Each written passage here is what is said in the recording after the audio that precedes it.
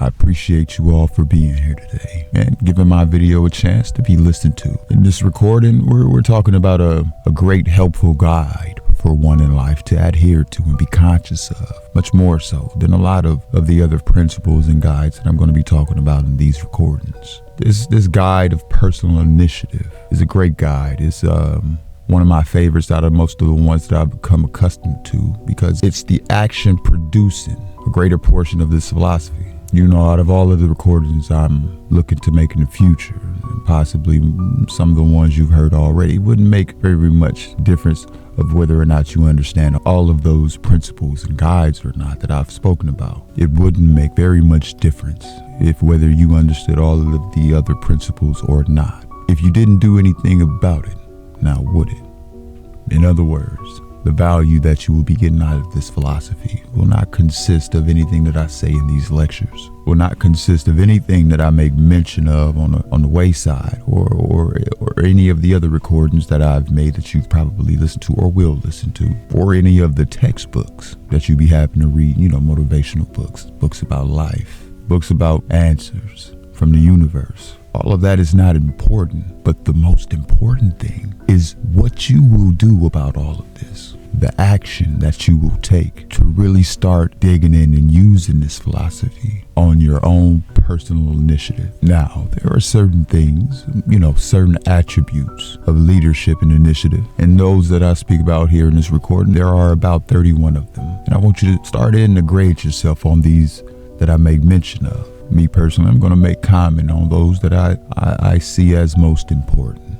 Incidentally, when you start in grading yourself, this will be the most important step, the first step into making these qualities your own.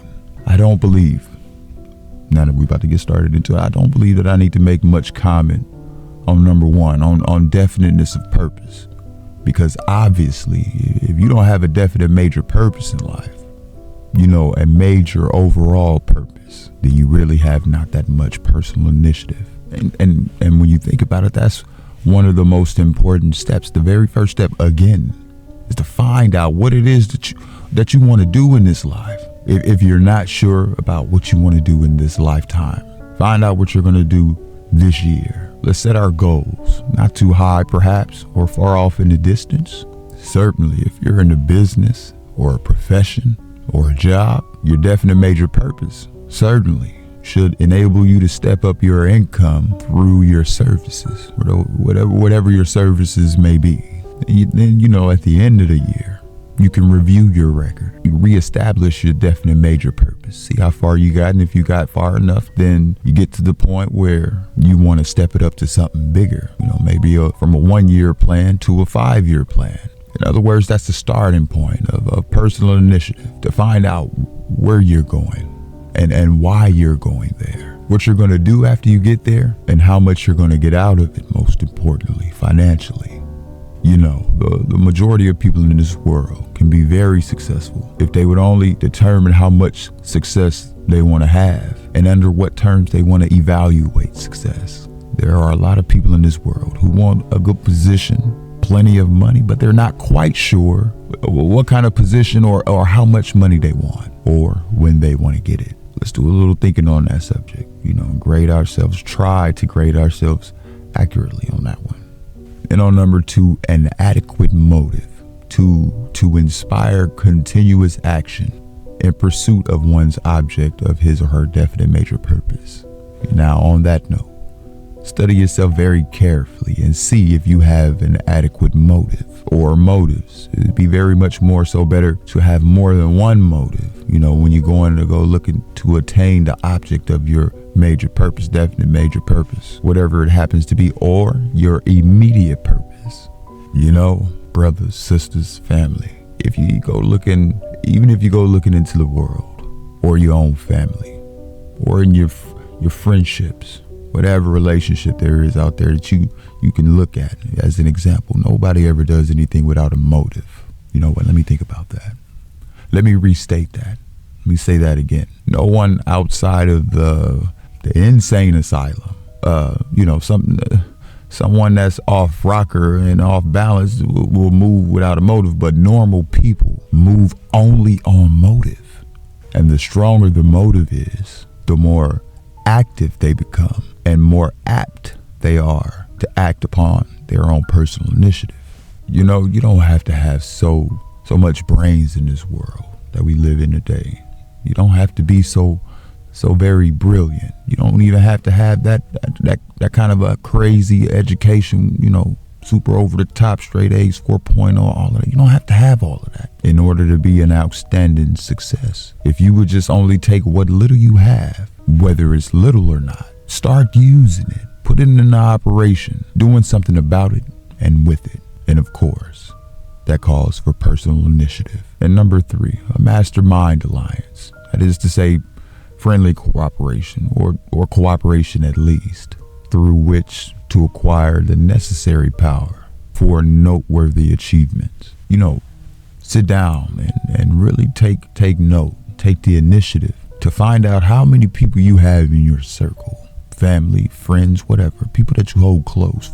Find out how many people that you have that you can reach back and call upon if you were in need of cooperation or some kind of help. You know, make a list of them. I mean, people that you know that you can really turn to and ask for some kind of favor.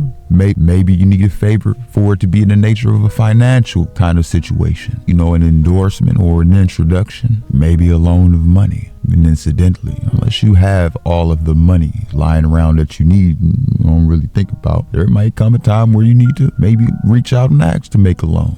And then wouldn't it be nice to know, you know, how many people that you can turn to in the time of need? And when you get to reaching out and asking, they holler back for you and say, I got you. Of course, you can always go deal with the banks. You know, when it comes to that type of situation, all you got to do is just give them some kind of collateral.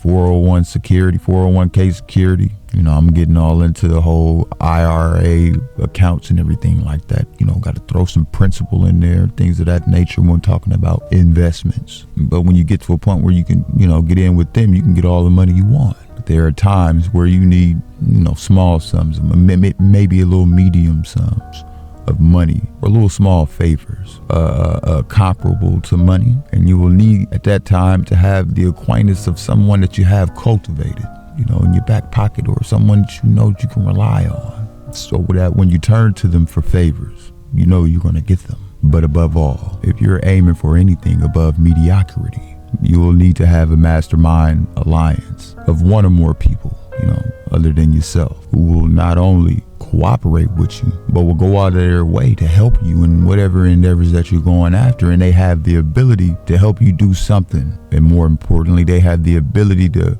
come in the clutch that'll be of benefit to you. And ultimately, it's up to you, most importantly, to go out there and take the initiative to build those alliances with people, cultivate those type of relationships. And don't just come along and join you just because you're a good fellow. You have to lay out a plan. You have to have an objective. You have to find the people suitable to make up your mastermind alliance. And lastly, you just have to give them an adequate motive for becoming a mastermind alliance of yours. You know, when I think about it, I happen to know that the majority of people in the world today do not have a mastermind alliance with other people. There are imitations out there, you know, gangs and corporations, things of that nature. But we talking about personal relationships, you know, individual to individual. Think of it as the homies, females with their girlfriends, you know what I mean? That type of situation. So even if you don't have a mastermind alliance, don't be afraid to grade yourself 0 on that one. But when you come back to this right here,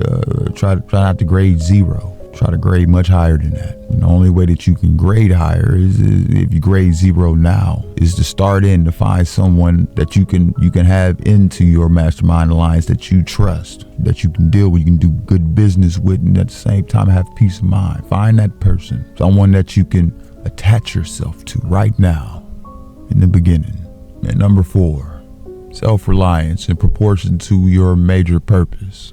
You know, when you get to this point, you got to start in and find out just how much self-reliance do you have.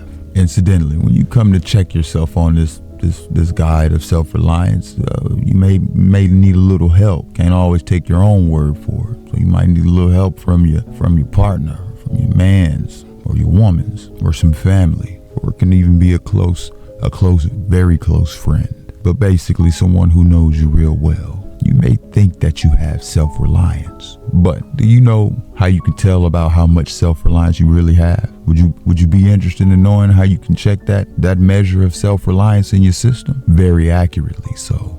All right, well then go on back up there to number 1 and see if you have a definite major purpose. And then very, very carefully evaluate that definite major purpose. See just how big that is. Or if you even have a definite major purpose. And if you don't have one, or it's not outstanding, or it's not something that's going to lead you to opulence above anything that you've ever attained before in this life that you've been living, then obviously you don't have very much self-reliance, and you should grade very low on that. If you have the proper amount of self-reliance, then you would have stepped your definite major purpose up to something beyond anything that you've ever achieved before. Then you would become determined to attain it with everything that you have.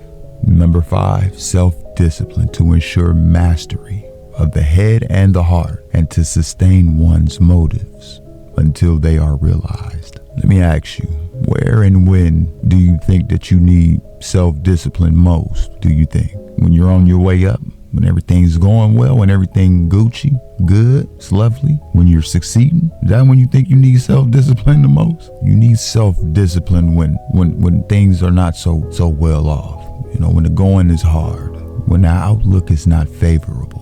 What kind of self-discipline do you think you would need at that point?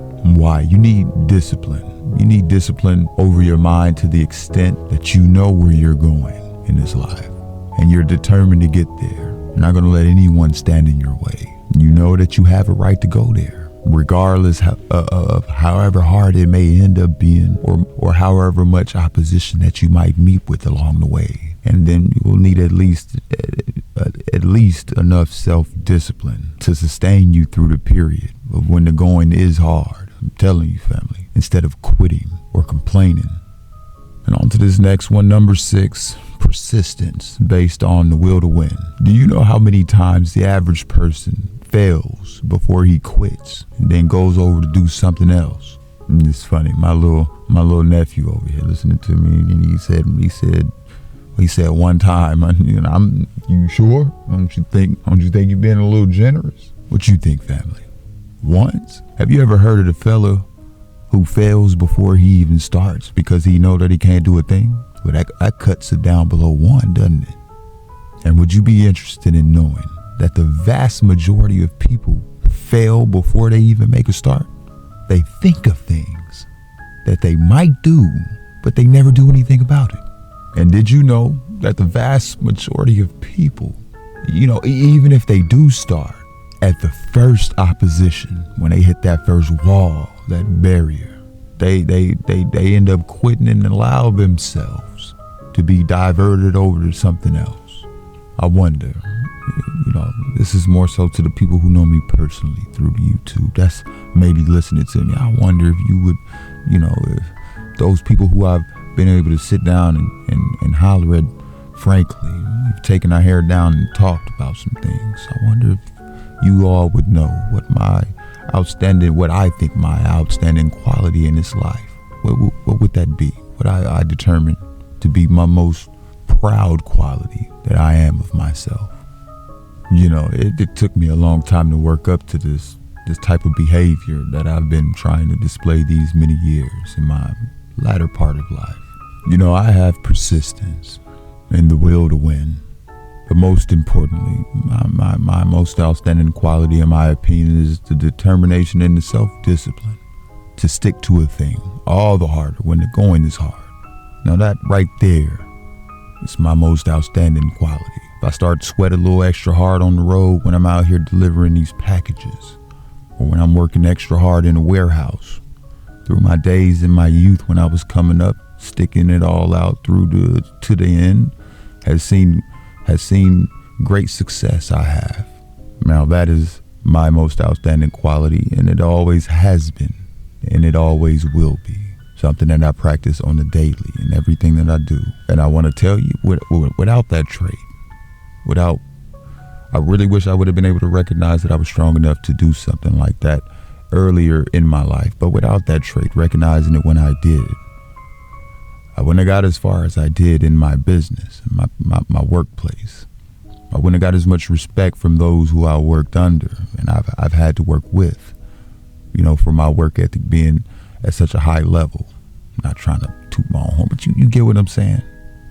I got love and I got paid good money, still getting paid good money. I wonder, what about that trait?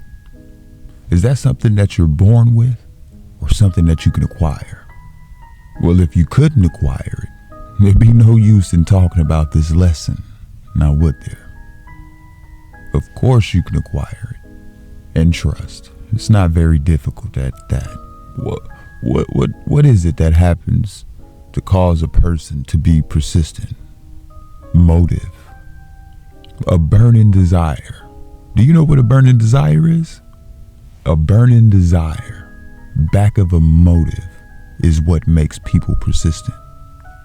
I never think of persistence or burning desire in the same breath as the times when I think of the many courtships that I've had throughout this life. And I remember that in most of my courtship, I've always put more persistence and more burning desire into going after that seemingly auspicious love. I put more of those two traits into that more than anything else that I've ever done in my life. And I want to tell you, without that, I don't think you can really get too far in a courtship. Persistence, burning desire. Well, don't you think that you can transmute that emotion over into something else? Putting it back of your business or your occupation or a job. Don't you think you can have that type of an emotional reaction to the success of your occupation, just as well as you could as you have about selling yourself to the woman of your choice? Don't you think that you can do that? Do you know what that word transmute means, by the way? Do you? Matter of fact, what does it mean? Basically, it's to redirect. Have you ever tried it on anything or anybody? If you haven't tried it, start trying it. Next time you feel a bit angry or discouraged, a little tight about something, try to change that emotion over into something akin to courage and faith, and see what a marvelous thing happens to you. Change the whole chemistry of your whole brain and your whole body, and you will be much more effective, I'm sure. And number 7, a well-developed faculty of imagination, controlled and directed. Do you think those last words at the end of that sentence are important?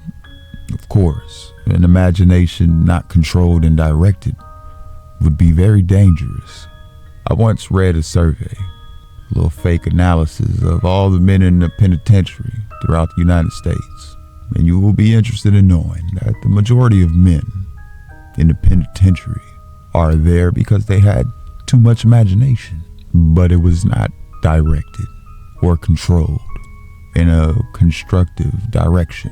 Now, imagination is a very marvelous thing, but if you don't have it under control, and if you don't have a direction, and if you don't direct it to definite ends, constructive ends, it may be very dangerous to you. And number 8, the habit of forming definite and prompt decisions. By the way, do you do that? Do you form definite and prompt decisions when you have all of the facts and knowledge that you can attain at hand in front of you, with which you can use to make decisions? Seriously, friends, if you do not have the habit of making decisions, definite decisions, prompt decisions, clear-cut decisions, when all of the facts are in, slack jaw on the job, you're procrastinating. At that point, you're really destroying this vital thing called personal initiative. One of the finest places to start in practicing personal initiative is to learn to make decisions firmly and definitely and quickly once you have all of the facts available.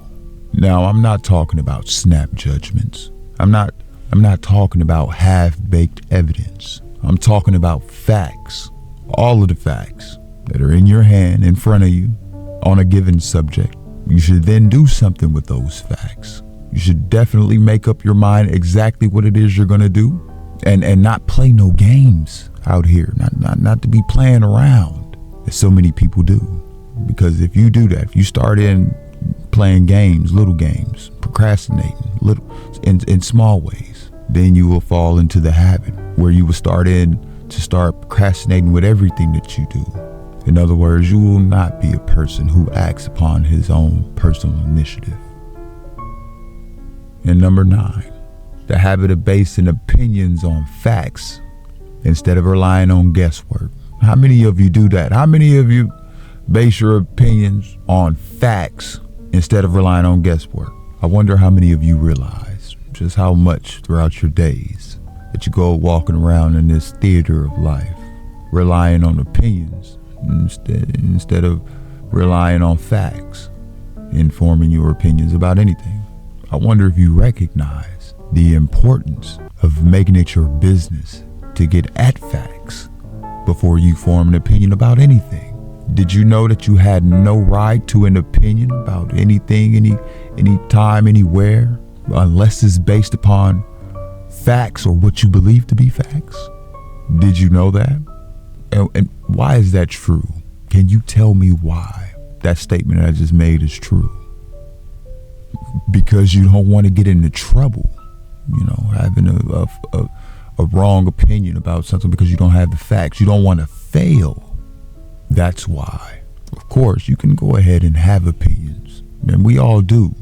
A bunch of them, a flock of them. You can even give them away to somebody else without them asking for it. We do that right along. But before you can really and truly and safely express an opinion or to have one, you must be sure to make sure that is based upon facts or what you believe to be facts. But before you can really and truly and safely have an opinion, first you must do a certain amount of research to base your opinion on facts or what you believe to be facts. Now we'll come on down to number 10, this last one until the next recording for now. There's a few of them. I said 31 of them. We're going to keep going, but this last one for now. The capacity to generate enthusiasm at will and control it. Do you know how to generate enthusiasm? What's back of all of this? What happens before you start doing anything in connection with enthusiasm? Yes, you have to feel it, don't you? You have to feel the emotion. You have to be quickened, and your mind has to be alerted to some definite objective or motive. And then you do something about that motive. You can either do it with words or the expression of your face, soften it up a little bit, or by some other form of action. That word action is inseparable from the word enthusiasm. You can't separate the two. Now, there are two kinds of enthusiasm. There's active enthusiasm and there's passive enthusiasm. And with passive enthusiasm, that's the type of enthusiasm where you feel it, but you show no expression of any of whatever you're feeling on your face. And there are times when you need that kind, believe you me. Because if you don't have that kind, then you will inadvertently start to disclose to other people what's going on in your mind when you don't want that to happen. You take a great leader or an executive. Now, while he may have a tremendous amount of enthusiasm, he will only show that enthusiasm to whomever he so pleases and under whatsoever circumstances he pleases. He will not just turn it on and go off and leave it. That's the way you and I do it, or do we? And let's just say that's the way that the majority of people in this world do. When they get enthusiasm about something, they just turn it on and blubber over in it, get all hyped up, feeling themselves, smelling themselves, and they accomplish nothing. Control enthusiasm turned on at the right time and turned off at the right time, is an important thing. And your personal initiative is the only thing that can control that. If you took that one subject alone on how to turn on and off enthusiasm, and you got the art down fine, you really polished up your technique and built up a solid foundation, you could become a marvelous salesman of anything you might want to sell. Did you know that? You really could. Did you ever hear of anybody selling anything and he didn't have that enthusiasm over whatever it was that he was trying to sell? Have you ever sold anything that you didn't have that feeling of enthusiasm on what you were trying to do for the other fella. You may have thought you did, but you didn't. If you didn't have that feeling of enthusiasm on your own initiative, then you didn't make a sale. Somebody may have bought something from you because they needed it and they had to have it, and you didn't do much more than just have the product on hand to give to them. But more than anything, you didn't make a sale, and you had very little to do with it unless you had that feeling that you imparted to him with that enthusiasm. And let's think on it. How do you impart that feeling of enthusiasm on another person in sales, and when you're selling something, for instance? In so many words, let's just say you must be sold on it yourself. In other words, it starts inside of your own emotional makeup. You must feel that way. When you open your mouth and speak, you must speak with enthusiasm. You know, if not for anything, put a little enthusiasm into the expression of your face. Put on a smile, a big broad one, because no one speaks with enthusiasm with a frown on his face. The two just doesn't go together, do they?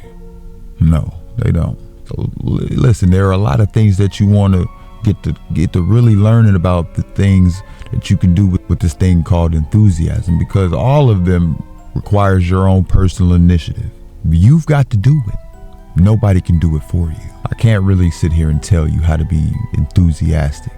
I can tell you what are the key components of enthusiasm and how to express it. But after all, the job of actually expressing it in your daily life is up to you.